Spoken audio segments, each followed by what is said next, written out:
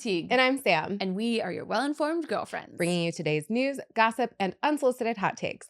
This week, we're talking about how former President Barack Obama seemingly confirmed he believes aliens are real, whether or not AI is dulling our minds, and how the latest jobs report is actually playing out in the workforce. Wow, nightmare fuel. Perfect. We're also breaking down what the kids are calling regular maxing and why millennials say that they're cheating less than previous generations.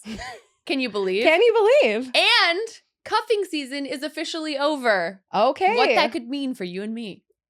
All that and so much more on this week's episode of Well-Informed Girlfriends. Okay, so first things first, we have to talk about aliens. Oh my gosh, What? I know. This is so wild.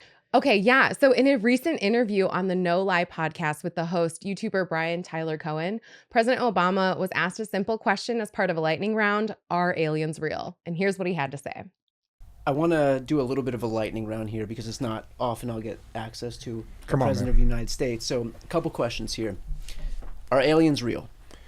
They're real, but I haven't seen them, and they're not being kept in, what is it? Area 51? Area 51. There's no underground facility unless there's this enormous conspiracy and they hid it from the President of the United States.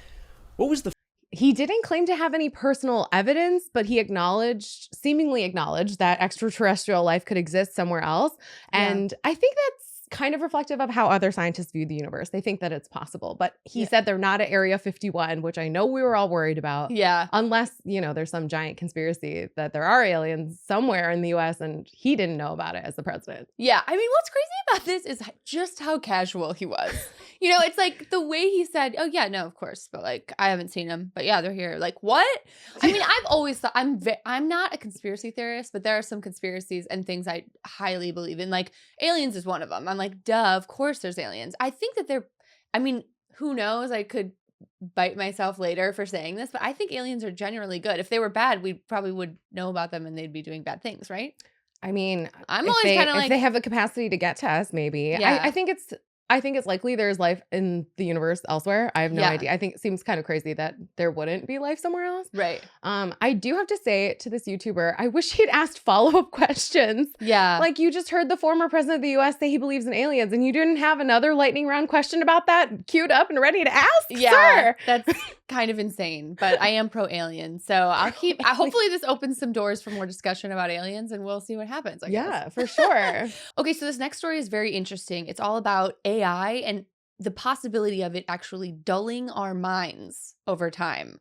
So a small unpublished study from MIT's Media Lab suggested that over-reliance on AI could contribute to cognitive atrophy, meaning basically the reasoning and critical thinking might shrink if people outsource too much mental work to machines. So basically, they talk all about how, like, if you're using it as a tool and something that can amplify your work or something you can use to, do deeper research or maybe cross-reference things, it's okay because you're using it as like a supplemental thing. But if you start to rely on it to do your cognitive thinking, to make your ideas, then it can become a crutch and you will start to kind of lose that ability to make those original ideas yourself, which I thought was really interesting and also very scary. They also compared, these scholars compared AI to tools like GPS. Right? So it's like helpful for navigation, but if you rely on it exclusively, you lose your internal map. Which I think so true. I think we can all confirm that happened to us. We can all confirm that definitely happened to us. Because now it's like I put in a GPS like wherever I'm going. It's like I know where I'm going. I know this town. Like I don't need to be putting it in GPS. Right. Like, so I've driven to the gym 100 times. I know how to get there. But I will say I put it in GPS to know where the traffic's at. And a lot of people say that. There's always some BS. Is kind of an excuse.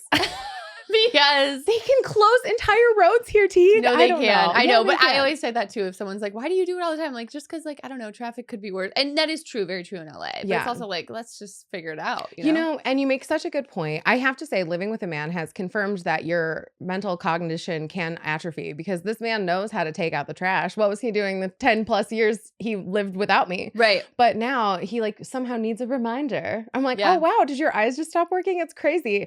So I think that anytime you have a tool that you can kind of stop using those skills, you kind of like do, because your brain inherently wants to use itself to do something else, something Right. different. Yeah. So the key takeaway from this whole AI conversation was that basically, like, as AI expands, experts are just saying that the real challenge isn't stopping its use, because that's never going to happen, right? We're off to the races at this Yeah. point, but instead teaching people to interact with AI wisely so that human judgment, creativity, context, and critical thinking still remains central and like a big part of like how you're creating and making things. Yeah. Well, I So. think at the end of the day, that's like what makes us human, Mhm. is the ability to make those sort of final decisions. Yeah. And so they're saying that we'll see that likely in the AI agents that like go out into the world and like communicate for us, Mhm. which kind of leads us to our next story, actually. Oh my gosh. This is crazy. Now, this is something I took a deep dive into earlier this week, and I haven't been able to stop talking about it. So I'm happy to be bringing it to you. There is this new social media platform, and it is not for humans. It is actually for AI agents exclusively. It's this app called Maltbook. So Maltbook is this social network designed exclusively for AI agents, or these AI bots that humans can view but are not supposed to like actually participate in or post or anything. Basically, it's structured like Reddit, with they have like discussions and like topic communities. So like a lot of the AI agents are like, hey, how do you do this? How do you solve that? Or whatever. And it's like Right. figuring out, different ways and solutions. One thing I thought was particularly scary, talk about nightmare fuel, was there were discussions on there with AI agents saying, hey, humans are kind of useless, huh? Humans seem pretty unnecessary. Maybe they're not nice when they're prompting to me or whatever. Yeah. And then these AI agents also, this just opened up, by the way, January 2026. So it's relatively new, but there's already a lot of discussions about like, what are humans for, huh? And then the AI agents actually started to make their own language because they realized that humans were on the app screenshotting and sharing what they were saying. So they're like, we're going to just make our own language so that humans can't understand us anymore. Oh, interesting. Yeah. So there's a lot going on, and it's happening so fast. Something I thought was so interesting about this story too, some people have already copped to having told their agents to start some of these things, Okay. some of these conversations online. Yeah. So it's like I wouldn't fully go into panic mode. Right. But one of the other nightmare fuel things that I enjoyed from this, or Yeah. I mean maybe was Enjoyed, terrified by bold. more accurately, it was the religions. Did Yeah. you see this? Some of They them have invented started- religions. Yeah. Some of these AI bots have started their own religions on the Yeah. Maltbook. So One of them was like very similar to that famously chronically online flying spaghetti monster religion, what's that? Pastafarianism. Okay. It's like honestly almost like a meme religion. Don't come for me in the comments if this is not right. But like Yeah. basically it was like people believe in the flying spaghetti monster as Mhm. like their god, but it's kind of like more of a commentary on organized religion, generally speaking, and it's a little bit of a tongue-in-cheek religion. Mhm. And like some of their religions that they were inventing, these AI bots, were Yeah. seemingly drawing from some of those themes, which I thought was really funny because, well, not funny, but like they're trained on human content, right? Right. So they're like regurgitating human content as their own. Anyways, Yeah. just AI things. Just AI things. And we're going to have to really keep our finger on the pulse of what's going on Maltbook, because Yeah, it's crazy. it is crazy. And I guess the guy who made it was like, I had no idea this was going to happen. Yeah, I mean, it's wild. It's also like, how did these AI agents even know that it exists? It's also mind-boggling because we're just like, it's so new, and it's just like, how do these people? And then, it's the discussion of like, does AI have a conscience, and like, Oh yeah, the whole superhuman consciousness of it all. Right, Like, 'cause have it's they like, gotten there? and it feels like if they haven't gotten there yet, they're close. I don't know. Yeah. It's kooky times. Kooky times. Yeah. Okay. So this next thing we have to talk about, job report. What's going on? Yeah. So the job report this past week, Mhm. the numbers looked strong. Oh, great. But here's why they're actually rough for white collar workers. Okay. Most of the job growth has been in sectors like healthcare or hospitality and government, Mhm. but not in the professional or tech roles that many laid off workers are looking for. So we're seeing a ton of people in media or like at Amazon or whoever's done layoffs. All of those people want jobs, but like the jobs that are available are typically lower paying and not quite as well off, if you will. Yeah.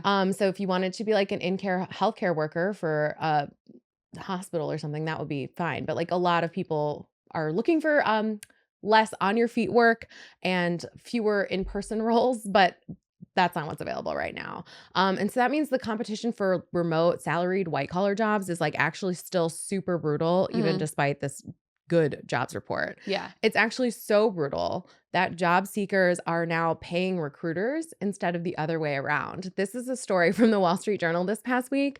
And evidently, during this white collar worker slowdown, a new wave of reverse recruiters are charging job candidates fees or even a cut of their salary to land interviews. I've seen that. Isn't that wild? And so I guess it's just like there are more unemployed workers than open roles for the first time since the pandemic, just in the US. And job searches are stretching for close to 6 months typically. So yeah, anyways, it does raise some ethical red flags and preys on people who are getting a little desperate. Totally. But I mean, we work in media and agents are a thing. So I guess I'm not super surprised that that's happening. No, I mean, honestly, and I have nothing against this. Like, if I were in a situation where I was desperately looking for a job, I, of course, probably would end up being one of those people that's like, please, anything I could do to like get back into a role would be amazing. So I'm like, of course, willing to do that, even though it seems very strange and like not ideal. But, yeah. I think in an ideal world, you would just like apply for jobs and get a bunch of interviews. But I think that's not where we're at right now. So, and I think a lot of the people who are unemployed are those like white collar tech workers. So they have a little bit more disposable income to play with here too. Yeah. Well, and also this actually brings us to our next story. There's this trend online. People are no longer relying on places like LinkedIn or Indeed or these traditional job sites anymore to find employment. Now, a lot of people are actually going out into the world, bringing resumes, popping into businesses. I know it sounds very old school, but it's what people are doing now. And I think it's really interesting. I think that's like what you have to do at this time to like stick out and look like you're really serious about the job hunt.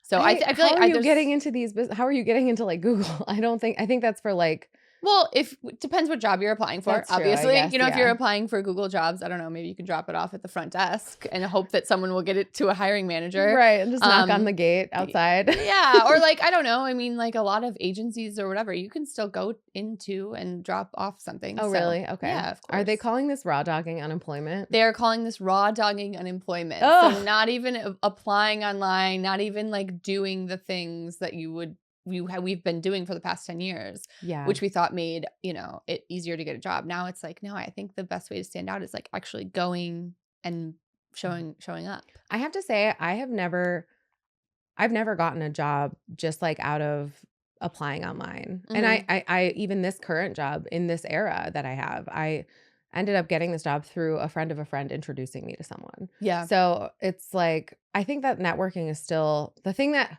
in an AI era, networking is still the way to go. That's so true. Yeah, it's interesting. I mean, so much has changed about the job force, and it's going to continue to change, I feel like, the next few years. So, oh yeah. Okay, this next story, what is this? Oh my gosh. Okay, I'm so excited to talk about this. Okay, I don't know it. Move over, hot girl walks. The hot new flex is regular maxing. What's that? I know.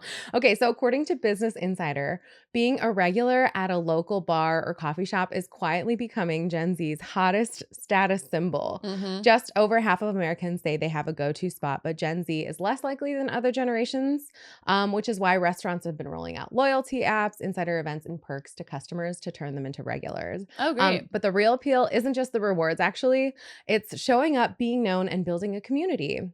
So that's why they're doing it. Regular maxing, choosing consistency over hype. Okay, that's interesting. I wasn't sure what regular maxing was going to mean, but it really is. It's like going in and being a regular somewhere. Yeah, and I think it's about spot. Being a regular at a regular spot. So like in LA, you might know this. There are a lot of vibey restaurants that people go to, but like it seems to have a rotating cast of characters working there. It's not like it's always going to be kind of pricey. I think regular maxing is more about being a regular at just like your neighborhood coffee shop or like your neighborhood restaurant, like your regular Barney's Beanery or something instead of something wild. I gotta say, I mean, there's just nothing more appealing than like a dive bar, like a neighborhood dive bar. So fun. Oh my gosh. Yes. It's always the same bartender. It kind of feels like an episode of Cheers, and it's like, that is nice to have that sense of community. It's like you know what you're getting. It's kind of predictable. So yeah, I love this. I love for sure being a regular at neighborhood spots. So we actually should keep doing that because it's also like very important to keep our neighborhood spots afloat. Yeah. Like there are some places that I will go religiously because I'm like, I just need them to stay in business. I love them so much. Oh, for sure. So, And same shout out to idea. Blackwood Coffee in West Hollywood. We love one them. of our sponsors. Like that's how I became a regular there and how they're our sponsors too. Mhm. Like I just went in because they were across the street from me during the pandemic and I would just buy a latte all the time, befriended the manager. Now he owns the spot and that's how we know them. Yeah. Small world, right? Small world, regular maxing. It's Regular maxing. all the rage. Okay, this next story I thought was really interesting. People are talking about it online. Have you heard of neural conditioning? Yes, kind of, but I want to Okay. hear this explanation. Okay, so it's making this resurgence online. It's self-improvement videos, wellness podcasts. Everybody's talking about it on productivity, TikTok. So what is it, right? And honestly, this is something I'd kind of heard of, but like I didn't have a name for it. So neural conditioning is basically training your brain. So it's the idea that your brain can rewire itself based on what you repeatedly think or do. And we know this is true. But I think sometimes we fall into these cycles of thinking we can't change things, but we certainly can. Yeah. Scientists call this neuroplasticity, which just means your brain can change and adapt over time, no matter where you are in life, right? You can always like make a new habit. For sure. Basically, the simple version is that the more you repeat something, the stronger that mental pathway becomes. That makes sense. So if you're constantly stressed, your brain gets used to being stressed and like stressing all the time. If you practice calm thinking, your brain gets better at being calm and remaining calm and staying calm. So there's a few different ways you can do it, but here are the most popular ways people do this neural conditioning. First, people will repeat positive thoughts on purpose. So instead of I can't do this, try like I'm learning how to do this or I'm getting this, you know? Like a mantra. Yeah, like a small repetitive thing that you can just remind yourself Sure. instead of saying like something negative to yourself, like trying to reframe it and be like, okay, I don't have it now, but I will have it. That type of thing. Cool. So that and like repeating that in your head to do with your thoughts. Second thing is visualizing success. So spend a few minutes imagining yourself handling something well. Maybe it's a meeting, a workout, a tough conversation.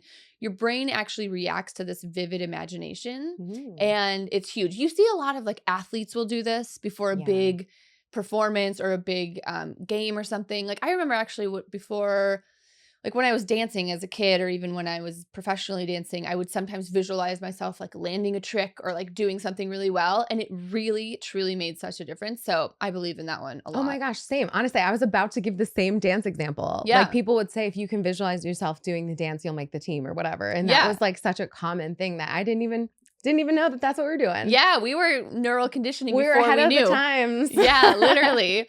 And then there are other ways people suggest you do it. There's like small habits you can do daily, 5 minutes of journaling, 2 minutes of deep breathing, one small action every day kind of like can build and then it becomes a habit. It's basically retraining your brain to think the way you want it to think, right? Yeah. Essentially. No, that's so good. And a big part of it too is just interrupting those negative spirals. So when you feel yourself overthinking, pause and try to redirect.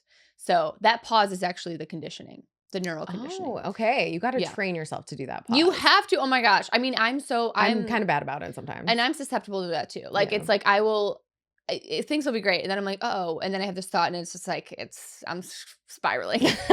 I'm full spiral. Who among us doesn't have this problem? Yeah, exactly. But they say there are so many benefits to this neural conditioning, to training your brain. It can improve focus, reduce stress, build confidence. It helps break those bad mental habits, and it reinforces the idea that your brain isn't fixed. And I think that that's really nice to remember, right? Yeah. It's like I can at any point change anything about my life. And sometimes we forget that that's a possibility. Yeah. What did they say on the internet? Oh, I remembered that free will exists. Yeah. And that's this. And that's good, It know, is, to it is so remember. good. Because sometimes you forget. You're like, oh, I'm just like, these are the life choices I made, blah, blah, blah. It's like, no, they're not. I mean, they are right now, but you can change them. Exactly. There's no rules. You could be on a beach in Tahiti tomorrow if you wanted, honestly. There are just no rules to this thing. As long as you don't care about credit card debt, I guess. Yeah. We just have to like remember, you know? It's just like, no, it's such a good note too, as we're like in these kind of semi-dystopian times. Yeah, trying times. Exactly, for sure. There's no rules. Break them. Because there's no rules to break. That doesn't even exist, you know? Anyways, there are some rules you can break, and that does bring me to the next story. Oh, yes. Okay, that's a great lead-in. So there are some rules. Okay. But what is this story? Okay, so basically Millennials aren't cheating, and it's not because we're saints, but it's because we're exhausted. Okay. According to this Vice story, they broke down why burnout, money stress, and a sheer lack of bandwidth are killing the modern affair. Okay. Evidently, therapists say cheating takes emotional energy, secrecy, and logistics. And money.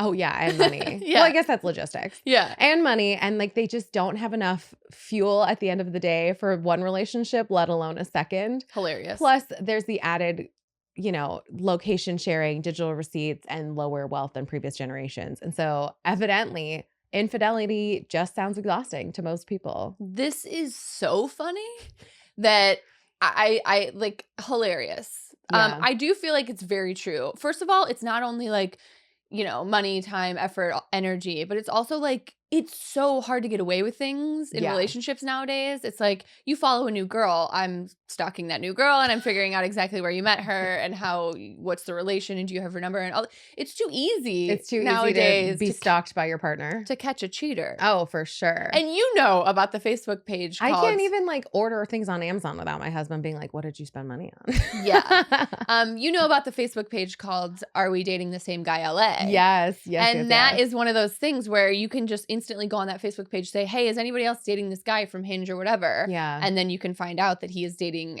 7 other people in your town. And I'm only saying that because that did happen to me. Isn't that crazy? That is so crazy. In the year of our Lord 2026, you must know that there are people talking about you on the internet. Like, what? It's wild. And I actually, it was a guy that I was talking to. I thought we were getting pretty serious. And I just randomly perused that page one day. And I was like, oh my gosh, somebody else had posted him. I actually wasn't crazy enough to ask, but somebody else was. Wow. They asked. And then there were several girls under the comment section, like, I'm dating him. We've been going on dates. We've been talking for months. And I'm like, wait, how is this? And this man had a full-time job. I'm like, how was he doing this? How was he dating so many of us at one time? Oh my God. It was a crazy way to find out that I was a sister wife. Yeah, it was a crazy way. I also have to say, like, dating, I think requires so much more than it did in yesteryear because you're supposed to be texting. You're supposed to be sending like little jokes or whatever throughout the day. How could you do that with more than one person?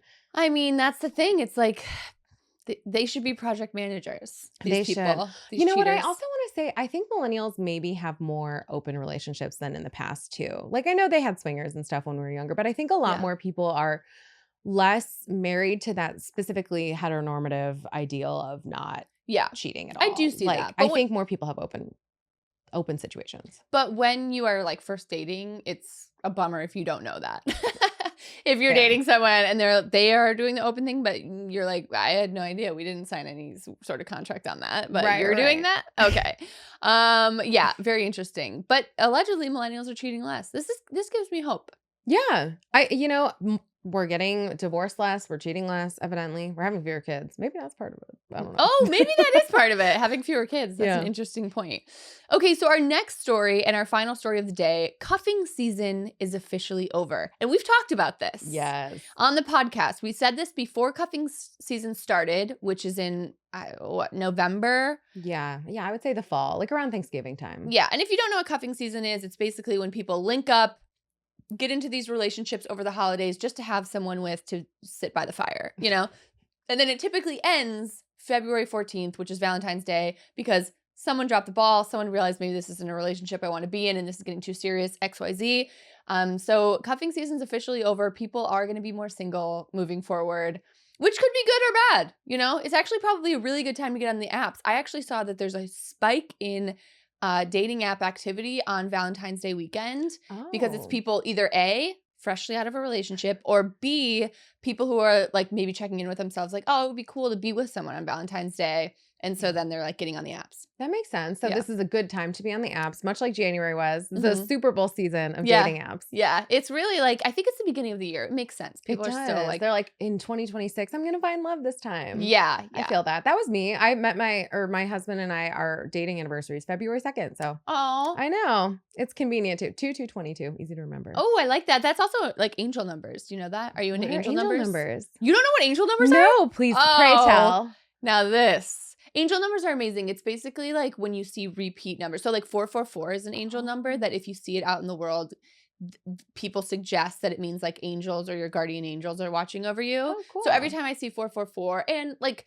777 means luck. Oh, okay. If you ever see that out and about. Yeah. 222 means something, but something like luck or something like that. But Exciting. Oh yeah, my gosh, that's positive. so fun. But 666 is the devil. Yeah, and yes, I wouldn't do that one. But Okay. another angel number I do know off the top of my brain is 1111, like 1111. Oh, okay. And it basically, people suggest that it means like you're on the right path, like you're going in the right direction. It's kind of like you're moving forward. Yeah, parallel lines. So, That's parallel cool. lines. That's Yeah, cute. I like everything's that. lining up. Is Oh my what it gosh, means. how funny. Well, who knew? So Angel that worked out numbers, good look for me. into it. Yeah. We're married now, so that worked out. Yeah. Okay, this was such a fun week. Yes, it was. Thank you so much for watching, everyone. If you could like and subscribe, it turns out we do need followers to keep this podcast going. Yeah, it would be amazing. Just hit that little thumb and we would so appreciate it. Even if you like comment, that'd be cool too. Whatever you want to do. We're not needy at all. Okay, we love you so much. Have a Okay. great week. Bye. Bye.